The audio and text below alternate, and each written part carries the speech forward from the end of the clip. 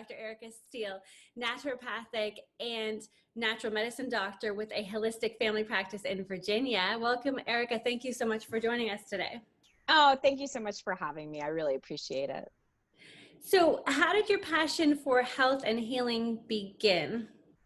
Oh gosh, this is such a loaded question when people ask me this. Okay, so I'll give you the 30-second version of it. So my parents were both Marines. My dad was a drill instructor. My mom was in healthcare and wanted to be a doctor. In her early 30s, I was around 8 years old. I ran around labs with her. I did organic chemistry classes with her. My stepmom was a geneticist. Like I was enmeshed in laboratory diagnostics and the science of healthcare. And it was just like all kind of given to me almost through osmosis, right?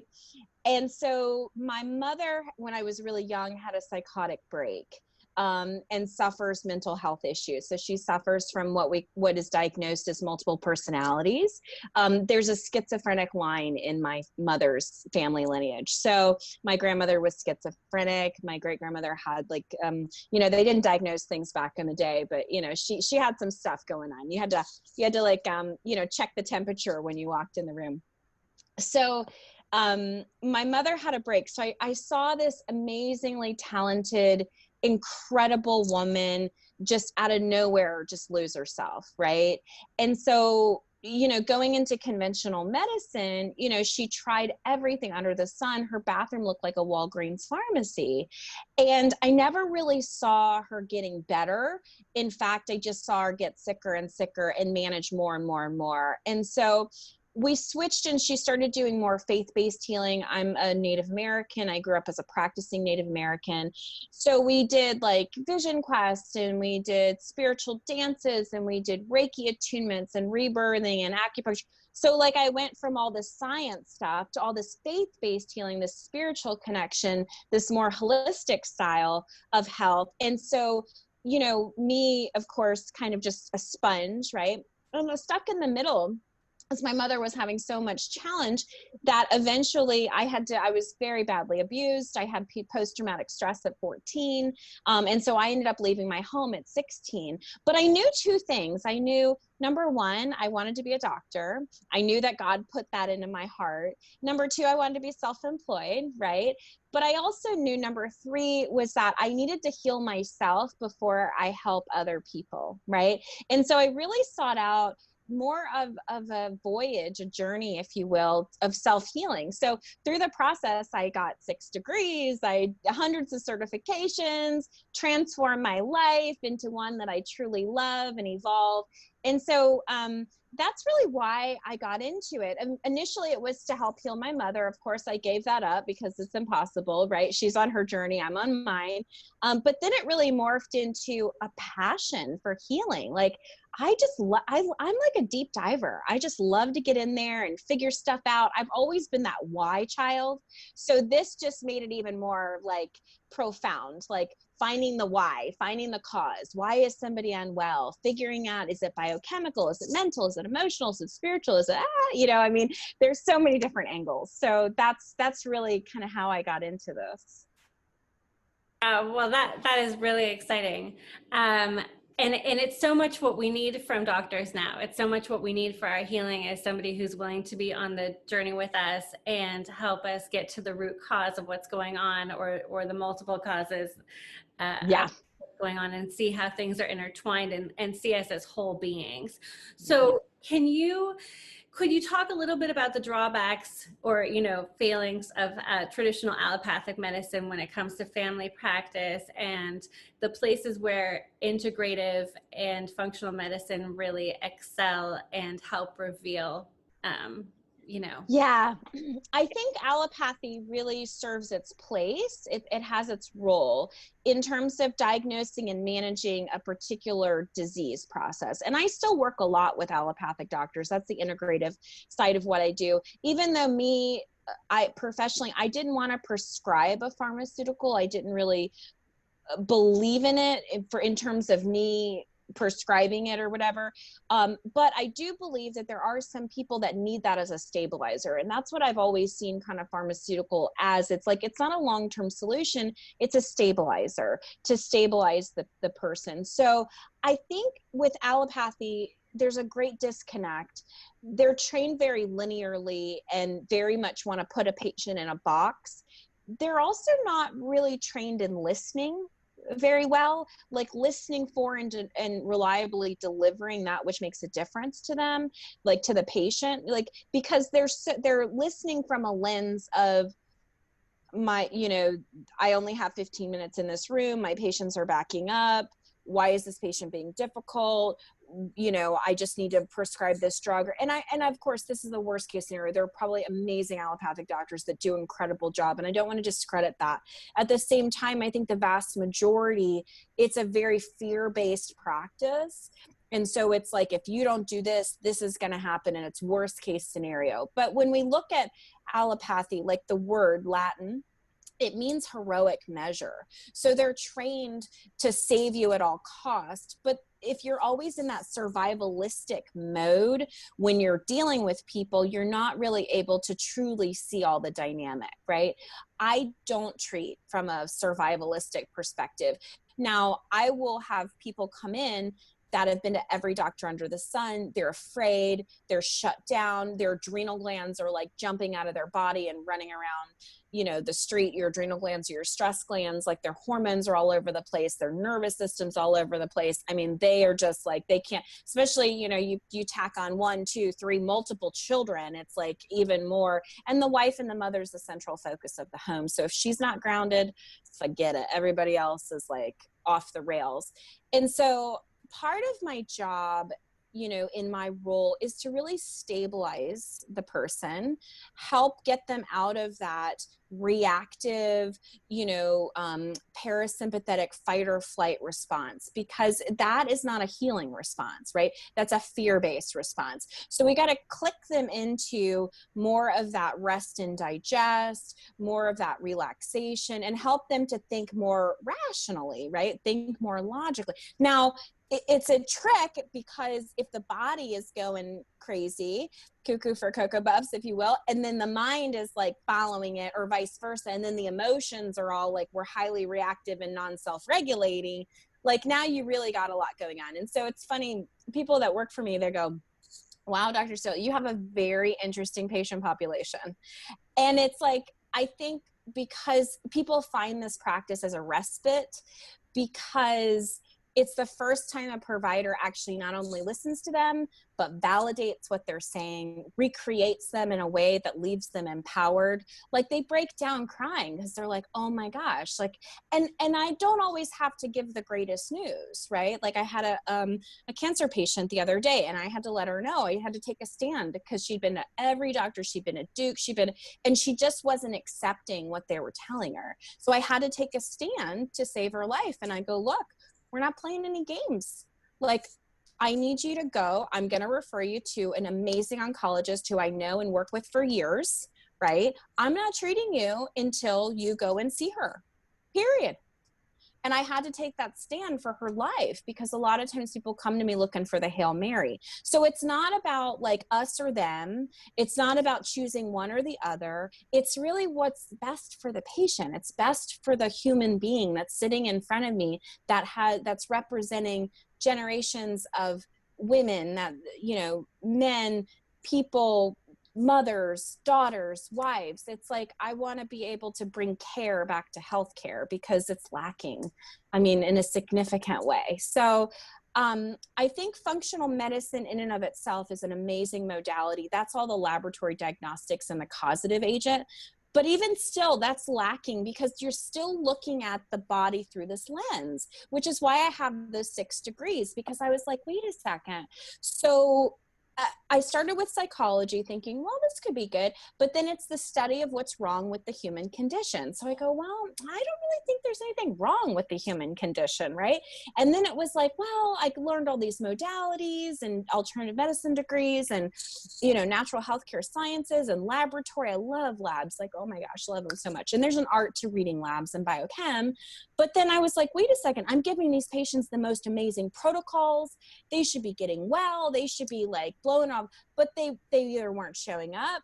They were ashamed of what they were eating. They were lying to me about what they were eating. They were not taking their supplements. Like I have one case that it's taken her a good portion of 6 months just to take her supplements. And that is like a big deal because she's so afraid, right? She's been traumatized, and she's got other issues, methylation issues, whatever, heavy metal and toxicity through the roof.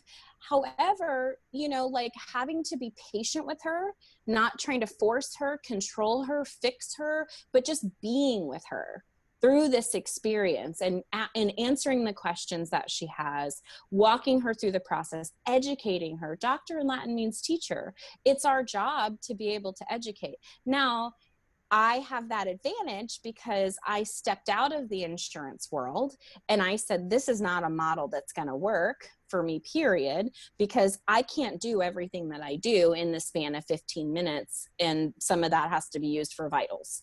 So I think there's a lot of different mechanisms that really stifle healthcare these days.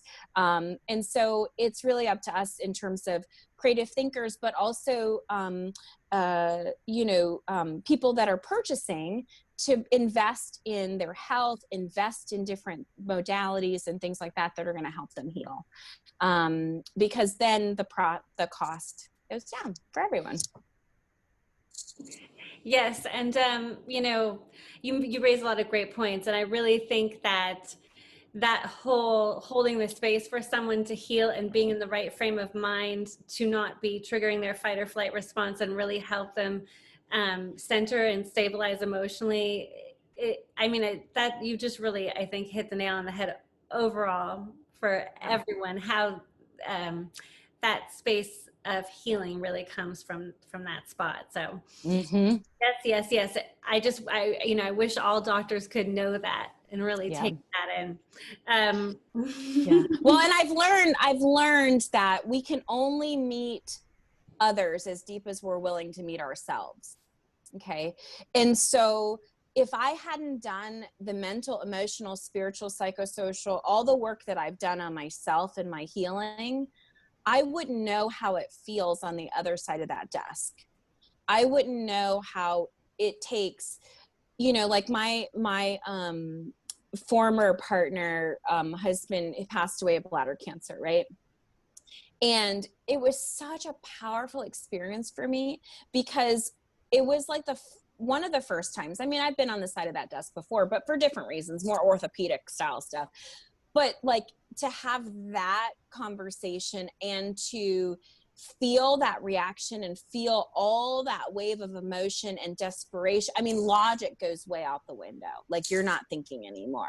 You're like in total survival state. So that was such a profound experience for me to have as a doctor going through it. Like even having all of my education, my logic still went out. I thought to the day he took his last breath that we were going to beat this. Right. And so that gave me so much perspective. Right. But I will also say too, the type of personality that becomes a doctor, right?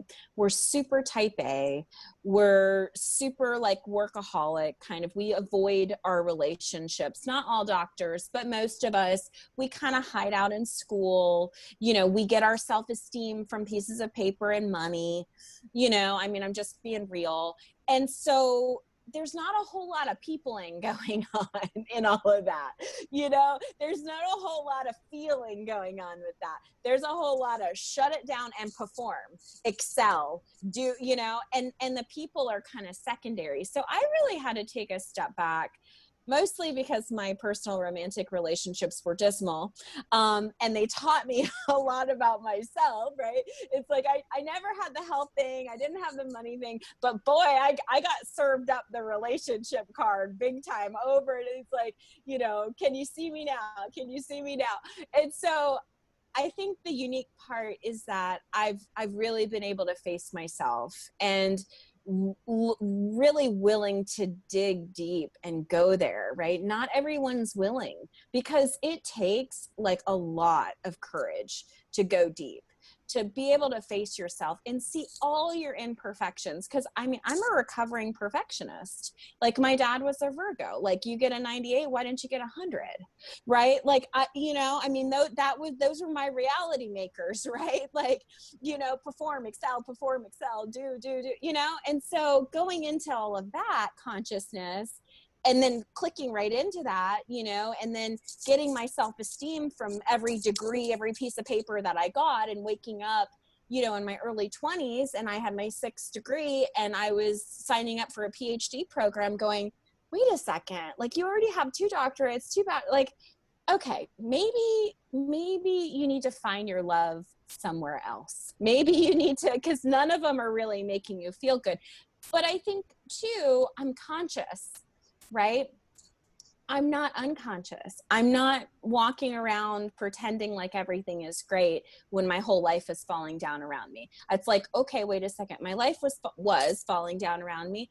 Why is that? I mean, I'm just as much of a why person in my own experience, and also being curiously engaged with everyone else. It's like, why would this person be so afraid? Why would this person, not want to do this? Or why would this person, and when I put myself in their shoes, then I can start to really see and expand. It's not just they're coming to me because, they want to argue with me. Well, I think some people do, honestly, they do like to argue, but that's a secondary gain. That's a whole nother conversation, so, because they're frustrated and they need somebody to take it out on, and I'm safe.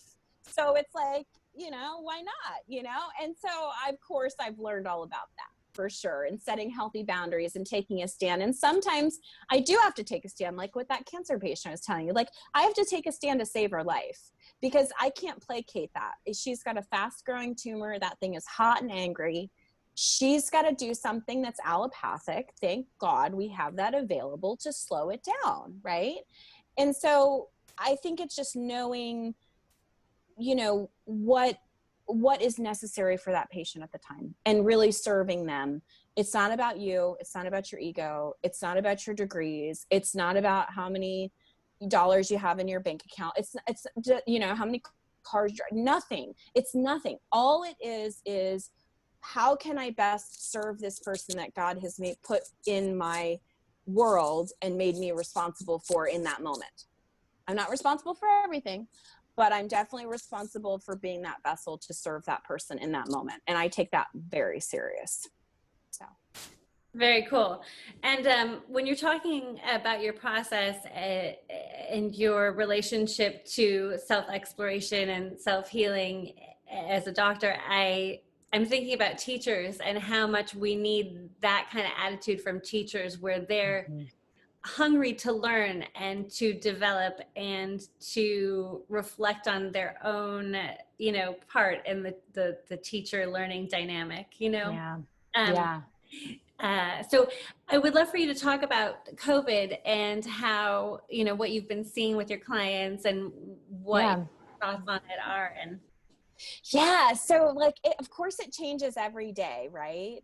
Like, every day is a new experience with COVID. Like, I tell you what, like, I knew 2020 was going to be big, right? But I was like, wow, like, this is like, and it started off with a bang in Virginia, because there was all this legislation stuff that I had to go up, and I'm a very strong advocate of medical freedom, naturally. And so I was like, oh, okay, so it started off with a bang there. But then, like, of course, COVID came out of nowhere, seemingly, right? And it's been a real roller coaster, I think, for everyone, spiritually, emotionally, I've learned you have to get out of your own way. You have to allow, you have to surrender. You have no control. Even though you want control, you can either try to hold on to it and suffer, or you can let go of it and allow, like, you know, and we're just at breakfast. Like, you know, you know, you've got to cry when you need to cry. You can't, you just like, yeah, because you think about it, like I treat a lot of small business owners, etc. So you've got their business component and trying to manage all of that and all the different nuances to closures and things like that and how they're going to navigate that. But then you've got even people that work for other people that now they're working in their homes. Now they're teaching 1, 2, maybe 3 kids, different age groups. And then, you know, the school system wasn't prepared for COVID either. So then you've got like career women, right? That are at home, that are climbing the walls. I know I would have climbed the walls. Luckily, I was not one of those women, but I was empathetic, right? So climbing the walls because they've got to try to create this structure and perform at work, while also now having 2, 3 kids to manage and work with. And not that they don't love their kids, I'm not saying that, but it's like now they've got to be like, you know, educating and like, you know, they're YouTubing and, you know, trying to figure out algebra. And it's like, oh my gosh, right? And then of course, it's really fun because the math that we took in school is totally different than the math now. Yay! So we get to like out of nowhere become like all things to all people, right? Which of course women were already in that role, right? And then trying to, you know, appeal to our husbands and be sexy and whatever, right? And so, and not like lose your own sanity, and just go to the bathroom in peace. Can we get like 2 minutes to tinkle without somebody knocking on the door? And so all these dynamics, right, are happening, you know, and we're being stretched and pulled. And, you know, it brings up so much powerlessness and frustration and fear and anger and hostility. So then it's like, well, you know what? There's some bread laying around the house, and there's some Girl Scout cookies. And you know what? I'm just going to find my solace in that, you know? And so there's all these, of course, food dynamics, there's these mental dynamics, there's these emotional dynamics, there's these environmental dynamics, because some people don't even have a home office. Like they set up in their living room, like their dining room, like they're working it all out, like in their bedroom. Like what terrible feng shui is that, right? Like they're working in their bedroom, you know? So it's created a lot of that. But also I remember the first 2 weeks of this, you know, I'm a concierge doc, so people have my cell phone number, okay? For the first time ever, I had to send a mass email out and say, my cell phone number is not a crisis line, okay? And most of these things are not crises, just FYI. I think it was the energy of fear, right, that was pervasive. And it's sad because there's not a lot of messages of, here's how you can be empowered and this is what you can do. It's like, oh my gosh, if you walk outside, you're gonna, without a mask, you're gonna drop dead and you're gonna be on a ventilator. Like there's no, like, or you have the other opposite where it's like, this isn't real, it's all just politics, but you know, and it's like, wait a second, there's a virus, it's real. Yes, we need to be mindful, but we don't need to be like held up in our homes, clutching our mask in the corner, afraid we're all gonna die. Like, so there's this balance that has to happen. And really, I think the balance is an absence of faith, right? Like if, you know, I always said kind of in the beginning of this, I go, look, God's not going to take me out of here because frankly, I have a lot more work to do. So I need to get focused on the work that I need to do while I'm here in my mission, even though I'd be super grateful that he'd take me out of this crazy train. However, I know that that's not going to happen. And it's just that knowing and that faith and that feeling, that intuition. It's like, no, I know what I know, what I know. I've prepared myself for this point. My immune system is strong. You know, I'm healthy, wealthy, and wise. I can do this, right? And it's coming from that space of power rather than disempowerment, freak out. Oh my gosh, I can't do this. I'm small. I'm not good enough. I'm afraid. This is so much bigger than me. like just all these stories that comes up, and then people feed into it, and it's an energy, and then it's contagious. And then, like if that wasn't fun enough, now we've got a little racial divide just to kind of, spice things up. Again, we're not even at dinner. So it's like, there's just a lot going on in the world in general. And I think every single moment is so precious. And every single moment is like, I've gotten some amazing downloads during this whole experience. Like, and I really say this from a spiritual place. I will tell you what, if you haven't been doing your work, like on this planet, what you are supposed to be here doing and what you're supposed to be working on, COVID definitely is serving that up to you right now. The suffering, the anguish, the control, all that kind of stuff. And it's sad. I'm not going to say it's not sad, but we have a responsibility, each and every one of us, to look at ourselves and work on ourselves and transform. Okay. And so if we transform, we let go, we surrender, we take care of ourselves. Like I watch people walk around with masks on, and then they pull the mask down and smoke. Like, God bless you, but what's the point of the mask if you're going to smoke? Like, let's just put 2 and 2 together. So I'm hoping that this is an awakening for people, to really look at their health in a different way, and to look at their health from a place of empowerment rather than a place of disempowerment. I think, I quarantined my office because at the beginning we didn't know anything. So I quarantined my office. I cleaned everything out.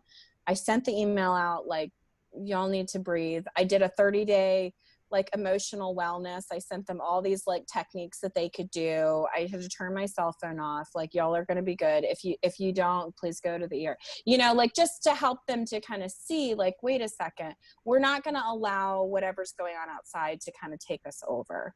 Right.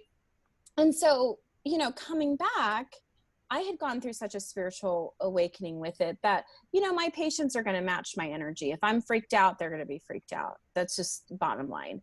Same thing if you're a wife and a mother at home. If you're freaked out, everybody's going to be freaked out. Okay. If you're calm, everybody's going to be calm. That's just the way it works. And so, I know it's like we get periods, and now we get responsibility of the energy of the home. Yay, go us. We've got great karma. So I've seen so much transformation in people during this whole experience from all different levels. It's been really, really cool. Yeah. Well, that is really awesome. Yeah, your point about empowering messages, I think that is something that we really need, because there's really, like you said, on the one side, there's people who are in denial about the some of the physical, Mm-hmm. very real, objectively Mm-hmm. science of what's going on, and then there's other people on the other side that are just catastrophizing and just really irrational. And our media, I don't think that helps at all in terms of that. But it would be really nice if there was some prescribing of some basic things. Yeah. Talking about the mind-body connection and how our stress is linked to our hormones and our thyroid, and how that just affects our whole nervous system, and how we can't be rational. And our immune system goes down, and if we're in this constant mania or sort of chaotic mental state, being immersed in these fear thoughts, and then consuming so much media that really promotes this fear. It's pretty shocking. But like you, in my holistic work with people, I have seen so many transformations happening with people, and people are doing the deep dive, and they are going within, and they are kind of tilling their soil, and they are looking at their roots. And I think what happened with George Floyd, and what's been happening with this Black Lives Matter movement and uprising, it is just more awareness about patterns, more awareness about epigenetics, more awareness about trauma, more awareness about family patterns, more awareness about certainly, there are some of us white people trying to do our work. Yeah. There's all people. Well, and I think, yeah, it's interesting. So, I'm mixed race, right? So, my parents were an interracial couple back in the 80s, right? Like true pioneers, right? Um, and so I grew up without almost, I grew up very colorblind, right? And so that in and of itself, like I had to do some work, right? Because even though being colorblind is beautiful in one respect, I think also not being disconnected to what other people go through is another component, right? So I think, again, there's some depth and some empathy to, like I wasn't aware of systematic racism. Like I understood it on some level, but I because of the metaphysical background that I had, and again, like I left my house 16 years old with not even a photo ID in my pocket. Like I didn't go to driving school. I just knew, like, I either was, I'll be very frank, it was like my mother was either going to kill me or I was going to kill my mother, and neither one was going to be a good situation, just because the level of abuse had gotten so high, because it wasn't really her, it was her mental health issues. She had one personality that was very homicidal. And so, it was extremely violent. So I had to make an executive decision for my own survival. So I came from this space of like, I came from nothing and now I'm a successful doctor. My ACEs score, which is adverse childhood experience, it's rated from 0 to 5. I scored a 10, right? So it's like, yay, go me. But it was really out of that will, that drive, that motivation. So have I experienced racism? You bet. Have I really cared? No, because I always looked at it as a reflection of them. I never looked at it about me, because I know how fabulous I am, right? And it's funny because that even triggers people. I've had so many people that are like, well, who do you think you are? And and it's like, I'm Dr. Steele, like, like so I think it's about us owning who we are, right? It's about owning all of who we are, every last drop of who we are, and not necessarily the identity that we create to show to the world, but who we really are authentically, right? I think it's incredible. This situation with George Floyd has really brought to life a lot of the pain, suffering, and trauma, right? That so many people have experienced. Like, it's brought it up to the surface, right? And so it's a huge opportunity for everyone to heal it, right? So it gets triggered, it comes to the surface, you look at it, do you want to hold on to this or do you want to let this go? Period. And it's up to each and every one of us to look at all of ourselves, right? How we've judged. Like, I had to seriously do a judgment detox, because I found myself judging people harshly, right? For things that they really, whether they've been taught this or whether they've learned this or whether, whatever, right? It is what it is. I did I'll tell you a story with a patient I had. This was wild. I couldn't even believe this is happening. So with everything going on, I had to do a physical on somebody, on a baby. And there's a situation where like the grandparents were adopting the baby or whatever. And so I had to do a physical. Physicals aren't comfy with babies. They don't like it. I've got to stretch them out and get their height, weight, and all that kind of stuff. Well, the grandmother, very traumatized, right? She's like, go back and forth. She's all stressed out. And the baby's crying or whatever. And I pick the baby up and, I'm trying to console the baby. And the grandmother goes, wait for it. Your audience is going to fall out when I say this. So the grandmother goes, oh, the reason she's crying is because you're Black. And, and I said, say what? like you realize that babies don't see color, right?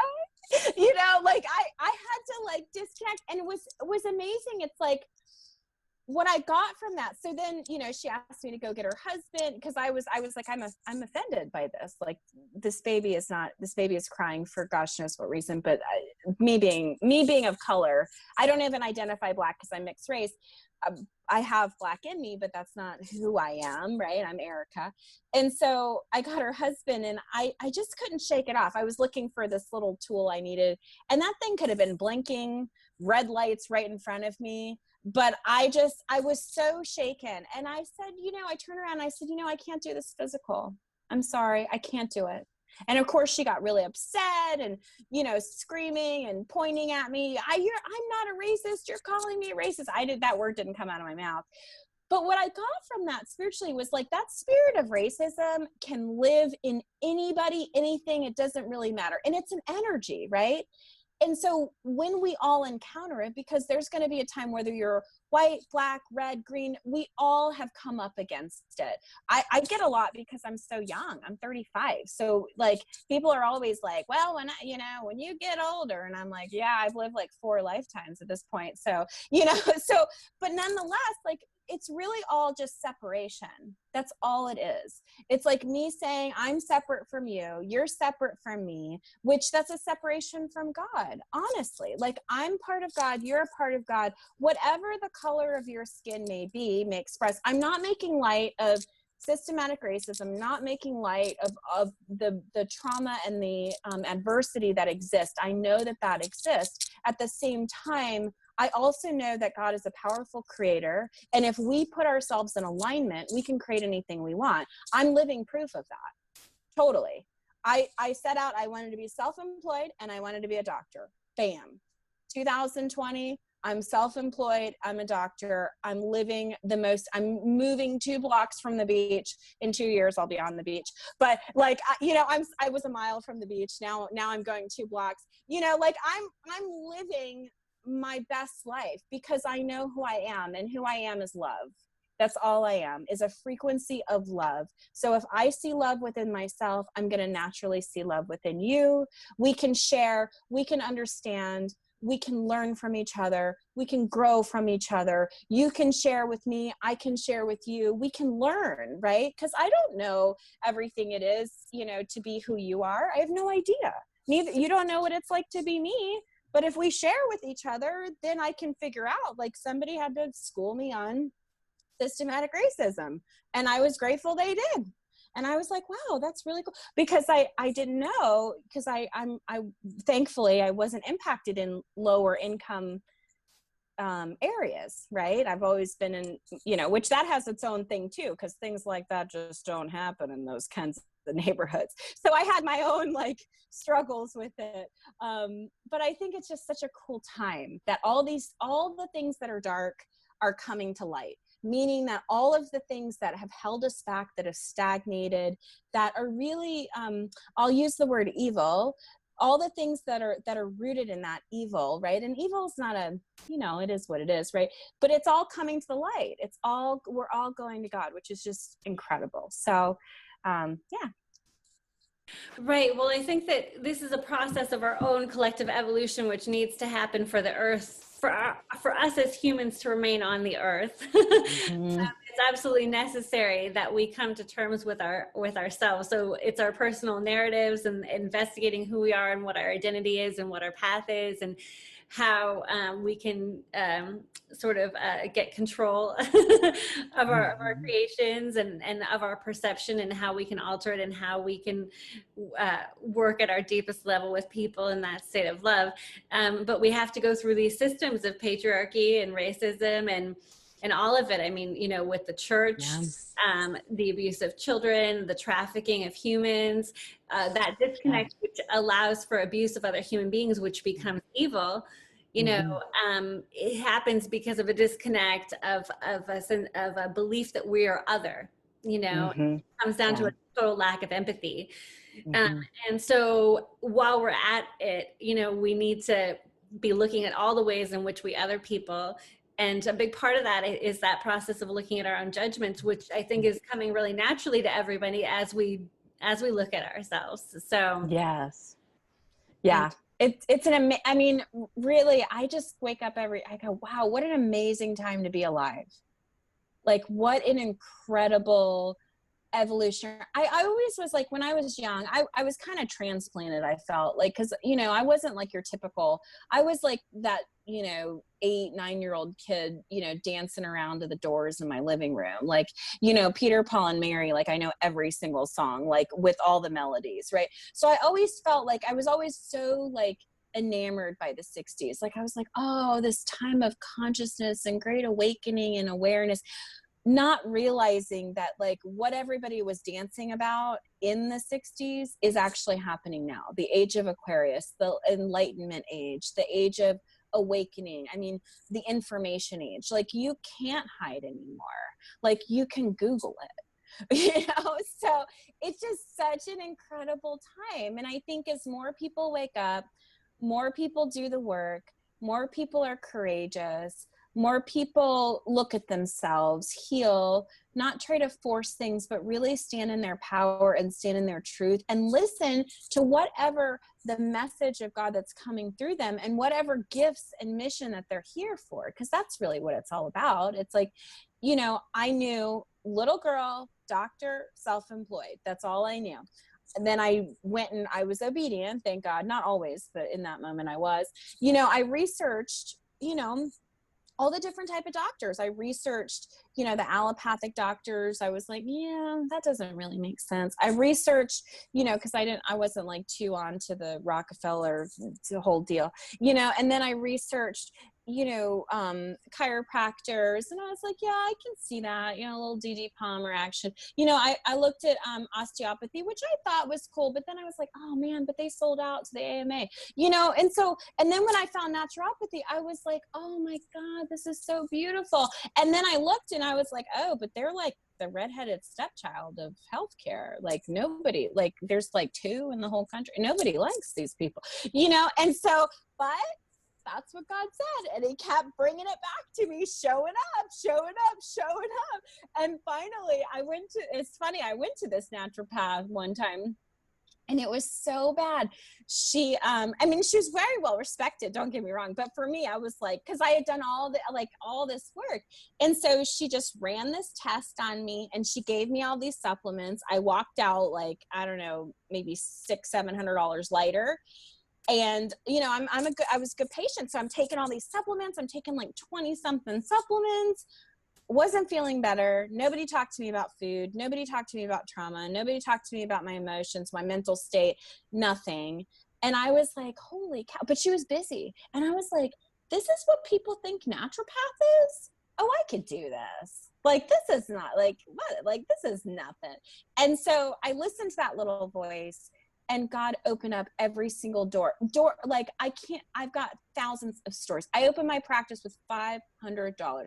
Not that like money's a thing, but you know, there is something to be said about prosperity and abundance and knowing your worth, right? I opened up $500 in Virginia, of all places. Nobody knew what a naturopath was. We didn't have Whole Foods. We didn't have Trader Joe's. We didn't have a juice bar. People were deep frying Twinkies and Oreos here. They still do. It's crazy. You know, I mean, whatever. I did, you know, a confession, I did have a deep fried Oreo and it's amazing, but still, it's still not healthy, right? And so, you know, we come here and like he dropped me here in the middle of no man's land. I was a raw food vegan at the time. And he goes, I want you to be a naturopath. Go serve the people. You know, like every obstacle you could think of, looking like me in the good old boy Virginia, right? In a business, you know, outfit with this hair, you know, like sounding like this, like fresh off, you know, the beach of Southern California. But, you know, it's been an amazing journey to be able to share my heart and share my soul and share my spirit with so many people that it's just a matter of time before it catches on. So I'll tell any of your viewers, anybody that has like well, maybe I should, you know, do underwater basket weaving, or, you know, I've really thought about like scrapbooking or whatever the thing is. Like, I don't know. I'm just making stuff up. But like whatever that little tiny voice in your head that's like, you know, that's a good idea. Like that is a spark. That's that voice. Go do it, you know, like get the relationship, go make the money, go travel, like there's so many amazing things that you can do. And I know there's a lot of like could, should, would, there's like, but yeah, but how about, but I got this, like there's all that noise that's going to come in. There's all that self-doubt that's come in, but you just keep saying every single day, okay, God, show me, what's my next step? What's my next step? What's my next step? And he will continue to open those doors for you. And I'm like living proof of that. And so 2 blocks from the beach, in 2 years, we'll circle back. I'll be on the beach. I'll have you come down and we can check out the beautiful view in Virginia Beach. Awesome. Yeah. So now what you're talking about constantly coming back to center, staying true to your focus and using that as a guiding post, I think that is absolutely fundamental to health and wellness and happiness and fulfillment. And then the other things that you kind of hinted at is, I mean, is this curiosity, you know, that instinct to research and go deeper and deeper. I think that's something that we all really benefit from in terms of, you know, self-reflection, learning about what we're interested in. It's so much what keeps people young is learning and digging and yeah, and that and a sense of humor. And I think that when we become very dogmatic or idealistic or you know, married to certain ideas and don't use our ability to look at things from different perspectives and through with different lenses, it can limit us and we can become very myopic or so tied to our own perspective that we can kind of lose sight of a bigger picture that allows us to feel more whole. And perhaps whether it's some sort of a polarized feeling or alienation from something, like we feel more whole and one when we allow ourselves that space to kind of intellectual exploration and kind of a sense of humor and a distance about everything. Just, you know. Yeah, exactly. Yeah, you can't take yourself too seriously. I know I don't. I gave up on that a long time ago because I mean, we're humans, so we do the silliest things.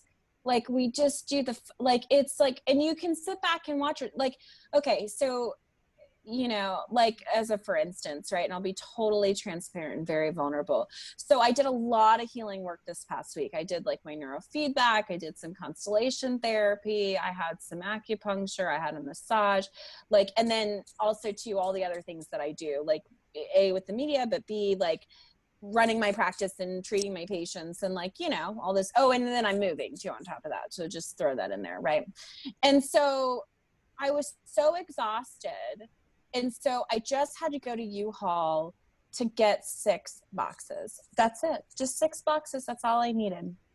So I walk in, I don't have a mask. I know how my immune system works. I know, it's horrible. And so I walk in and I'm like, I just need these 6 boxes. Well, you know, company policy. And I'm like, okay, I just need, and mind you, I can't wear one anyway because of a lot of different things. And so trauma mostly.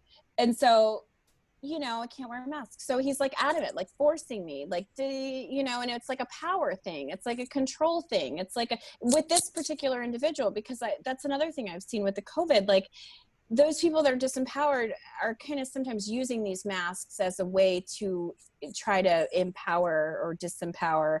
And it's a real thing. Like, and so of course, like when I'm in my well state, when I'm hydrated, my blood sugar's in check, I hadn't like, you know, pulled my soul out and scrubbed it down like I did that week, you know, like I would be on my game, but this, no, I wasn't. And I just lost it. I lost tears and everything, like in the middle of U-Haul, you know, in front of everybody, like just totally like hanging out there. You know, I got my 6 boxes and I got a phone call apologizing for a manager later, but you know, like it was just, I mean, literally I felt like violated. It was horrible. Right. And so I could take it one of 2 ways, right? I could say, oh my gosh, Erica, like you're this and that, and this and that, and you should really be blah, blah, but this and that, and this and that. But instead I was like, I forgive you. I forgive you. I just like, that was my mantra. I forgive you, but you're going to be on the couch for the rest of the weekend because you obviously like you obviously you are not in the state to be peopling this weekend. So I watched some really trashy TV, some like random Netflix, like original series, totally amazing. Like, yeah, just like these beautiful LA homes, whatever. And, all the catty kind of thing in the background too, but it was just perfect because I needed that. Right. And so I also encourage your viewers not to take yourself to that brink where, and if you do, that's totally fine. Right. But also there's a balance to this healing work too. It's not about like dig. Like oh my gosh, like I found that there was two people. There's like, and I'm generalizing, I know, these polarized views. But just to kind of paint a picture, like, there's these people that will dig a hole to China, and then there's people that are like, China doesn't exist, right? And so, like I'm a deep diver. I'm like, oh yeah, sometimes I don't know when to quit, right? And then the people that are like, what's China? We don't even know, like, do some tapping. Okay. Find your emotion. I had to do that. I mean, EFT was beautiful for me to actually fight because I didn't realize how shut down I was. Like I didn't I was like, what are you talking about? I'm the, most emotional person. Well, yeah, I had two emotions, neutral or pissed off. Right. And neither one of those was the emotion. It was just me masking everything and shutting everything down. So I just really want everybody to be gentle with themselves. There's a lot flying around. Some of it you can catch, some of it you can't catch, some of it you just need to cry. The throat is a two-way channel. Either you're going to express what you need to express or you're going to push food down. Simple, So if you find yourself unconsciously pushing food down, I want you to really ask yourself, okay, what do I need to say?